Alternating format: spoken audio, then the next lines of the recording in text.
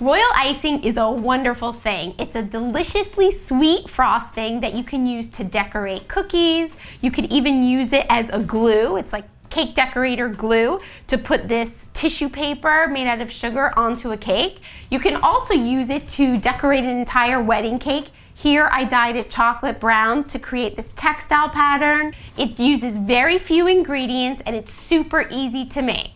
I'm Elisa Strauss and we're mixing it up in the kitchen today.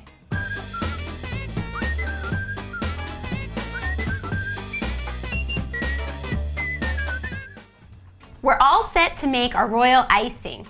So here I have a different mixer than I use when I'm making my cakes and my buttercream because I don't want fat to touch the bowl. Now, not everyone has a separate mixer at home. So all you have to do is use some white vinegar and clean out the bowl, clean out the beater, and clean out spatulas if you're going to use them. And we're all set to start. I have some egg whites, some confectioner's sugar, and just some lemon juice. So the first thing I'm going to do is combine the egg whites and the sugar and get them right into the bowl. So first I'm going to put the egg whites in, and I like to do that because it helps all of the sugar dissipate. It doesn't get all clumpy. And I'm going to just use about 2/3 of the sugar. This comes in a pound. I love Domino sugar. So I'm just going to put almost 2/3 in. And I'm going to use a paddle attachment because I don't want to get any extra air into the mixer than I need to. So I'm using this white one. It's better if it's the coated kind versus the metal kind so that my icing doesn't turn gray. And then I'm just going to start on low so that I get it all incorporated and that I don't have white powder all over me. And then I can increase the speed a little bit. Now I'm going to do this for approximately 10 minutes. The most important thing is that all of the sugar is combined in the egg whites.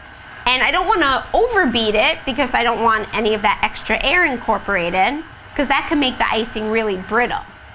And we can always stop and scrape the sides if you feel like the sugar's not completely incorporated. All right, so it's been about 10 minutes, and so my frosting is nice, white, and thick. And so I'm going to go ahead, scrape it down, and I'll add the rest of the sugar. I'm still incorporating it just a little bit at a time. You never want it to get clumpy and stick together. And as soon as I add it in, I'm going to scrape it down again because I don't want any of those little remnants. Remember, royal icing becomes super hard, so you don't want any little pieces to get into our soft icing that stick on the sides.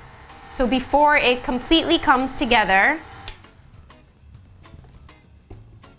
get all the extra sugar off, scrape it down, and then I'll continue mixing a little bit longer to make sure everything comes together. Okay, so now it's getting to be a nice consistency. It's all coming together. So I'm just going to add a few drops of my lemon juice.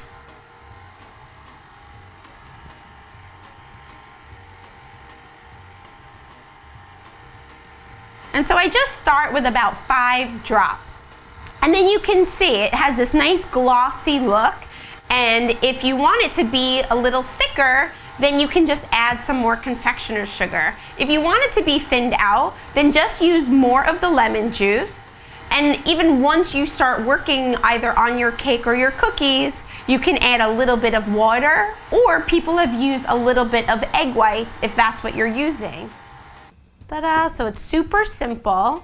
And remember, since the royal icing does dry hard, if you're going to get your cookies or you're working out your pattern and you're not ready to use it right away, then what you can do is I always transfer it to a non-metallic bowl. I just don't ever want the metal of a bowl either to come out in the taste or to turn it a color.